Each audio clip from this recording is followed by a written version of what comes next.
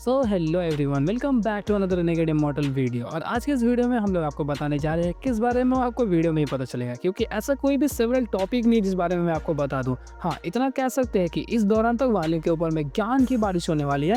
मतलब कई सारे टेक्निक्स वगैरह वो सीखेगा और थोड़ी सी एक्सपीरियंस को वहाँ पे ऑब्टेन करेगा।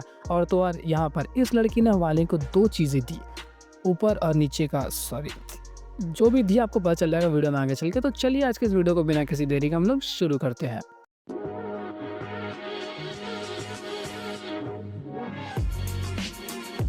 तो जैसा कि हम सभी लोगों ने अपनी लास्ट वीडियो में देखा कि किस तरीके से वाले वहाँ पे पहुंचता है, फर्स्ट ब्रदर सेकंड ब्रदर दोनों को धर के कूट देता है। इसी दौरान हमें पता चलता है कि सेकंड ब्रदर के पास में एक ऐसा एंशिएंट डिमोनिक सीड है जिस वजह से वो एक एंशिएंट डीमन को समन कर पाता है अपने स्पेल्स की मदद से, जिसकी पावर्स इतनी ज़्यादा थी कि उसने वहाँ पर 1 बिलियन सोल फेंक के कुछ primary souls in fact gods laying child तक को वहाँ पे पीछे धकेल दिया था। जिस वजह से वालिन वहाँ पे हल्का सा ब्लैक ऐश में नजर आया, बट स्टिल वालिन ने अपने सिर्फ कुछ ही स्ट्रेटेजीज का इस्तेमाल किया था उससे के साथ में लड़ने के लिए, जिस वजह से वालिन उतना भारी नुकसान में तो नहीं था। लेकिन स्टिल ये जो फाइट थी वहाँ पे 1-on-1 मतलब इक्वल चल रही थी।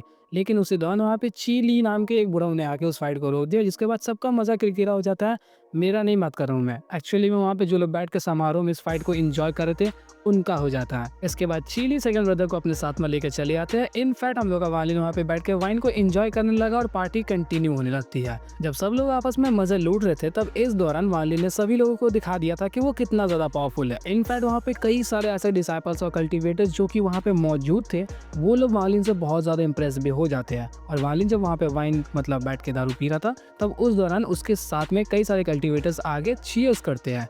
और उन लोगों का सिर्फ और सिर्फ एक ही मेन मोटिव था कि वालिन कुछ ही दिनों के अंदर में इतना फेमस हो गया, उसकी पावर्स इतनी ज़्यादा है जिस वजह से वो लोग उसके साथ में दोस्ती करना चाहते थे।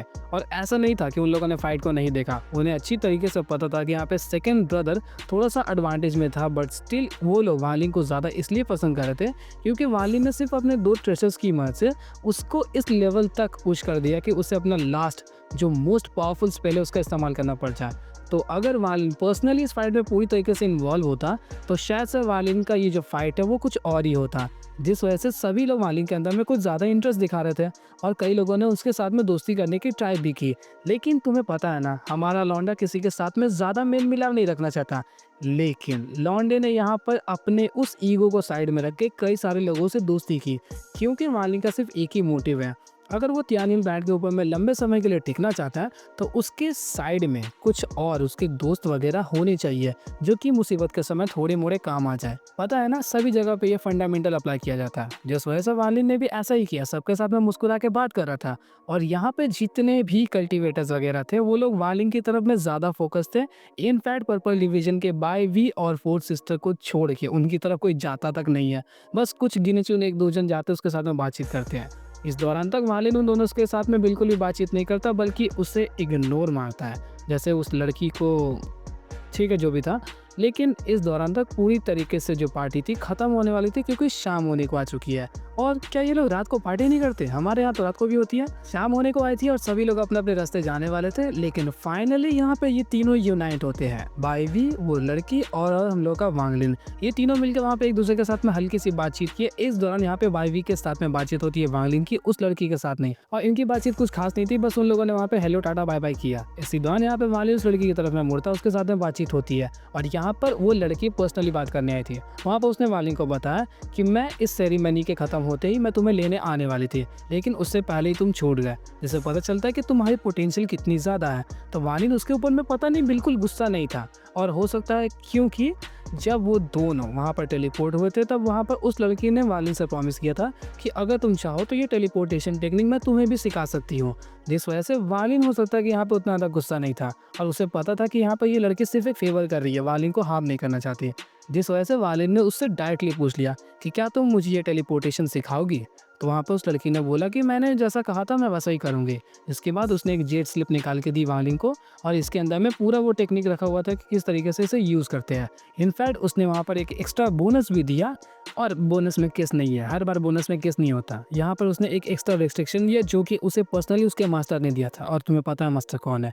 तो इस रेस्ट्रिक्शन के साथ साथ वालिन वहाँ पे खुशी तो दिखाता नहीं है, लेकिन उसने उसे एक्सेप्ट भी कर लिया। एक्सेप्ट करने के बाद यहाँ पे वालिन उन दोनों से अलविदा कह के चले जाता है। इसके बाद वालिन पहुँच जाता है अपने उसी घर के अंदर जहाँ पर वो कुछ दिनों तक कल्टीवेट कर रहा था, और इन 3 महीनों में वहाँ पे कुछ भी चेंजेस नहीं आया। उसने अपना जो नाम लिखा था वो नाम वहाँ पर अभी भी था, मतलब कोई भी लफड़ा नहीं हुआ है। इसके बाद वालिद अंदर बैठ के सबसे पहले करेगा नए टेक्निक्स का एप्लीकेशन। उसने पहले देखा कि वो टेलीपोर्टेशन काम कैसे करती है। उस दौरान हमें पता चलता है कि ये जो टेलीपोर्टेशन है वो एक अलग तरीके से काम करता है।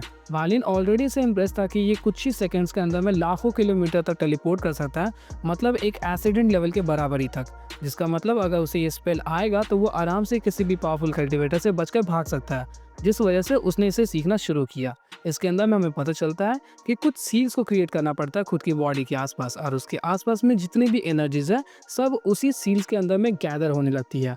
मतलब कोई रेस्ट्रिक्शन टाइप का उस सभी की एनर्जीज को रोक देता है। जैसे ही वो सभी सील्स वहाँ पे क्रिएट होते हैं, ऑलमोस्ट 7 या फिर 8, तो उसके अंदर में वो एनर्जी काफ़ी तेज़ी से गैदर होती है। फिर उसके बाद जैसे ही वो सील्स वहाँ पे टूटता है तो उस एनर्जी की बर्स्ट की वजह से वो कल्टीवेटर काफ़ी दूर तक टेलीपोर्ट हो जाता है। वालिन इस चीज़ को अच्छी तरीके से समझ चुका था, जिस वजह से उसने इसे प्रैक्टिकली अप्लाई भी किया। फर्स्ट टाइम वो कुछ ज़्यादा नहीं बल्कि 50,000 किलोमीटर तक ही टेलीपोर्ट हो पाया, एंड इस दौरान उसकी हालत ख़राब हो गई थी, मतलब धूल मिट्टी वगैरह, और वो उसको सही तरीके से संभाल भी नहीं पा रहा था। लेकिन फर्स्ट टाइम था और उसके अकॉर्डिंग वालिन काफ़ी अच्छी तरीके से किया।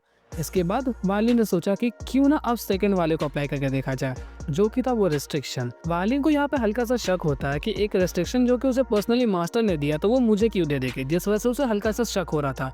और उसने पहले सोचा कि इसे इस्तेमाल करने से पहले एक बार हम लोग ट्राई कर लेंगे, मतलब चेक कर लेंगे कि इसके अंदर में पूरी चीज़ें रियल है या फिर फेक तो नहीं ना है, कहीं मैं इस्तेमाल करते मर तो नहीं ना जाऊँगा।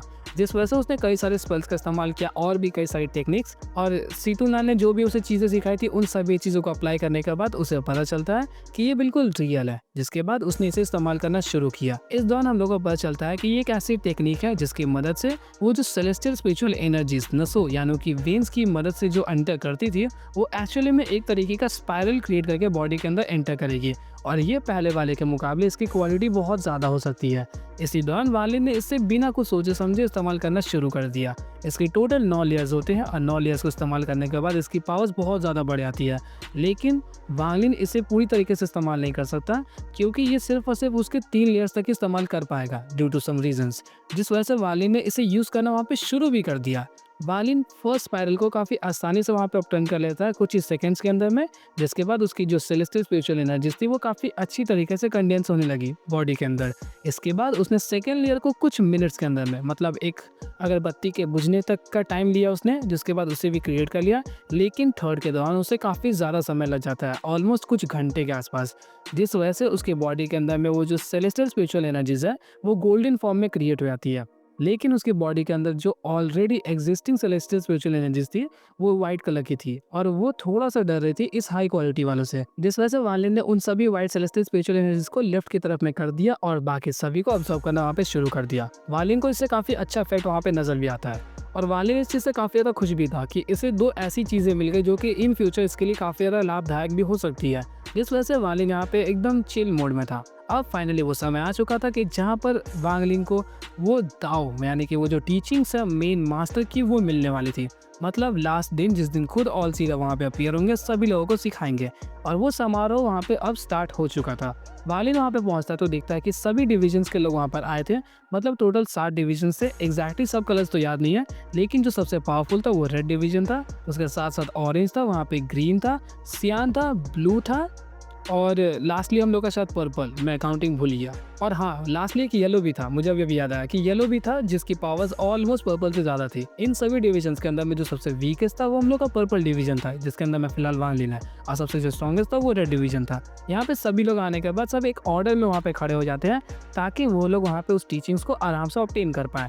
रेड डिवीजन के पास में ऑलमोस्ट इतने तगड़े कल्टीवेटर्स थे कि उनकी जो थर्ड रैंकिंग वाला कल्टीवेटर था वो अर्ली एसिडिंग लेवल पर था, उसके बाद वाले लोग तो लेट एसिडिंग तक चले आए। यहाँ पे सभी डिविजन एक एक करके एंट्री लेते हैं, और हम लोग का पर्पल डिवीजन लास्ट में लेता है, जिसके अंदर में से 3 ही कल्टीवेटर्स आए थे, क्योंकि बाकी के तुम लोगों को पता ना लफड़े करके इधर उधर चले गए हैं। और इस चीज़ को देख के वहाँ पे बाईवी को घंटा फर्क नहीं पड़ता, वो हमेशा वैसे ही शकल बना के रखता है, काम लॉयल टाइप का। लेकिन वहाँ पे वो फोर्थ सिस्टर थोड़ी सी चिड़चिड़ी नजर आई कि उसका जो पर्पल डिवीजन है वो वीक है, और वालिन को तो कुछ पता ही नहीं है वो क्या ही रिएक्ट करे। इस दौरान वालिन देखता है कि वो जो भी डिविजन्स एक्सेप्ट पर्पल यानी कि जो बाकी के 6 डिविजन्स हैं उनकी पावर्स इतनी ज़्यादा है कि कोई भी एक डिवीजन आराम से जाके पूरे सुजाकू को मार सकता है। यहाँ तक कि वहाँ का जो सुजाकू है, टाइटल सुजाकू, उसकी भी पावर्स इनके सामने कुछ नहीं है। जिस वजह से यहाँ पे वालिन काफ़ी ज़्यादा इस चीज़ से इम्प्रेस भी हुआ। इसके बाद ही लास्टली जो मेन पूरे पार्टी का मेन लाइमलाइट यानी कि स्पॉटलाइट में आने वाला है, वो आता है जो कि था ऑल सीर। ऑल सीर वहाँ पे जैसे ही अपीयर होता है तो उसने वहाँ पे बताया कि उसने एक नए गेस्ट को वहाँ पे बुलाया है। नए गेस्ट नहीं, मतलब उसने एक गेस्ट को बुलाया है जो कि कल्टीवेशन अलायंस का है। इसी दौरान वहाँ पे एक अचानक से फिगर अपीयर होता है, कई सारी रेज एक साथ इकट्ठा होकर, और उसकी जो अपीयरेंस थी वो ऑलमोस्ट 40 साल के आसपास नज़र आती है। ना ज़्यादा बुढ़ा ना ज़्यादा जवान, लेकिन उसकी पावर्स इतनी ज़्यादा थी कि वो ऑलमोस्ट ऑल सीर के साथ में तू तड़ा कर सकता था। उसे देखते ही सभी लोग सर नीचे कर देते हैं, सिर्फ ऑल सीर को छोड़ के। इसी दौरान वहाँ पे ऑल सीर बताता है कि आपका बहुत बहुत शुक्रिया कि आपका एक अवतार यहाँ पर आया। समझ लो, अवतार को भेजा है ऑल सीर के पास में, मतलब कौन से ओहदे पर है वो, कुछ कह भी नहीं सकते। उसकी पावर्स के रिगार्डिंग एग्जैक्टली हम लोग को नहीं बताया जाता, लेकिन उसके कंधे के ऊपर में एक सेबल था। जिन लोगों को नहीं पता कि सेबल क्या होता है, सेबल एक तरीके का जानवर है जो कि क्यूट मैमल टाइप का है। उसके बॉडी काफ़ी ज़्यादा फरी होती है और कुछ खास वो अटैकिंग मैनर में नज़र नहीं आता, और उसकी 3 आंखें थी। वो काफ़ी एक रेयर बीस्ट होता है। उसकी स्पीड बहुत ज़्यादा होती है, इतनी ज़्यादा कि तुम अंदाज़ा तक नहीं लगा सकते। उसकी स्पीड को फिलहाल अगर कोई मैच कर सकता है तो वो है वांगलिंग का मून ब्लेड। इसी दौरान यहाँ पे ये भी पता चला कि वो एंशिएंट बीस्ट के टाइम से बिलोंग करता है। उसकी पावर्स भी बहुत ज़्यादा होती है अडल्ट्स के टाइम पर, लेकिन बचपन के टाइम पर उसे कुछ गिने चुने ही अटैक्स आते हैं, लेकिन जैसे जैसे बड़ा होगा उसकी पावर्स बहुत ज़्यादा बढ़ेंगी। बचपन के टाइम पर उसके पास में सिर्फ एक ही एडवांटेज है कि वो बहुत ज़्यादा तेज़ है और कुछ नहीं। इसी दौरान यहाँ पे उन लोगों के बीच में काफ़ी ज़्यादा चिट चैट हुई, जिसके बाद वहाँ पर ऑल सीर बैठ जाता है पलथी मार के सभी लोगों को ज्ञान पिलने। जब इधर उधर की बातें और भी चल रही थी, तभी इसी दौरान वो सेबल एक ही झटके में गायब होता है और वो पहुंच जाता है किसी के कंधे के ऊपर में, और वो कंधा किसी और का नहीं था बल्कि वालिन का था। इसी दौरान वालिन उस चीज़ को देख के काफ़ी ज़्यादा चौंक गया। वालिन जानता था कि ये इतने ज़्यादा लड़ाई झगड़े वाला बीस्ट नहीं है, लेकिन स्टिल ये उस कल्टीवेशन अलायंस के मैसेंजर या फिर जो भी है उसका है, तो जिस वजह से संभल के रहना पड़ेगा। लेकिन यहीं पे हमें पता चलता है कि ये जो सेबल था वो एंशिएंट गॉड्स के टाइम से बिलोंग करता था। इसकी स्पीशीज बहुत ज़्यादा रेयर होती है, लेकिन हमें एक बात पता चलती है कि एंशिएंट गॉड्स इसे एज अ पेट हमेशा रखते थे, लेकिन कभी भी वो लोग इसे जाके हरा कर मार कर अपने साथ में नहीं रखते थे, बल्कि ये अपने आप ही उसके पास चले आते थे और एंशिएंट गॉड्स इसे खुद के बच्चे की तरह पालन पोषण करते थे। वो लोग काफ़ी इसे पसंद करते हैं। तुम्हें पता है कि उनकी जो कल्टीवेशन है वो हज़ारों सालों तक चलती रहती है, तो इसका भी वही सीन था। जिस वजह से यहाँ पे ये जो सेबल्स है इनकी भी कल्टीवेशन, मतलब इनकी लाइफ स्पैन हम लोग को ऑलमोस्ट 1000 साल से भी ज़्यादा नज़र आती है। और मैंने अब तक जो बात कही, इस बात को सुनकर तुम लोग समझ गए होंगे कि आखिर ये जो सेबल है वो वालिन के पास में क्यों आया है। लेकिन इसके पास में अभी भी एंशिएंट गॉड बॉडी नहीं है। उस सेबल को हल्का सा महसूस होता है कि इसकी बॉडी के पास में एंशिएंट गॉड ऑरा है, जिस वजह से वो इस तरफ अट्रैक्ट हुआ। लेकिन जब वो देखता है कि बहुत कम है तो वो वापस वहाँ से चला जाता है। लेकिन इसी बीच जब वो उसके कंधे के ऊपर में था तो वालिन ने एक स्पिरिट स्टोन निकाल के उसे खाने के लिए दिया, लेकिन वो उस चीज़ को अवॉइड करके भाग जाता है। इसके बाद वालिन ने अपने हाथों में एक सेलेस्टियल जेट को निकाला, जिसके बाद वो सेबल वापस उसके कंधे पर आ गया, उसे लेकर चला गया। और ऐसे करते हुए उसने कई सारे सेलेस्टियल जेट्स को निकाला और ये सेबल काफ़ी ज़्यादा तेज़ी से वहाँ पर जा रहा था। एक ही झटके में आता लेके चले आता, वालिन को पता तक नहीं चलता, इतना ज़्यादा स्पीड था। इस चीज़ को वहाँ पे उस कल्टीवेशन अलायंस का जो भी आया था एल्डर सुन, हाँ अभी नाम उसका याद है, एल्डर सुन नोटिस कर लेते, लेकिन उन्होंने कुछ कहा नहीं। और जिस हिसाब से उनकी पावर्स है ना, मुझे लगा इन लोगों को एरोगेंट होना चाहिए था, लेकिन वो लोग उतने ज़्यादा एरोगेंट नहीं थे। ऑल सीर भी काफ़ी ज़्यादा ठंडा था, ये भी काफ़ी ज़्यादा ठंडा है। कमीना बनती अंदर ही अंदर होगा, लेकिन ठंडा है। तो इसके बाद ऑल सीर ज्ञान मिलने वाला है, तो इस बारे में हम लोग नेक्स्ट वीडियो में जानेंगे, क्योंकि उसके ज्ञान के रिगार्डिंग हम लोग को ज़्यादा रिसर्च करना पड़ेगा, एकदम अच्छी स्क्रिप्टिंग करनी पड़ेगी। तो आज की इस वीडियो को यहीं पे एंड करते हैं। आपको आप लोगों को वीडियो अच्छी लगी होगी, और अगर अच्छी लगी है तो इसके लिए एक लाइक तो बनता ही है।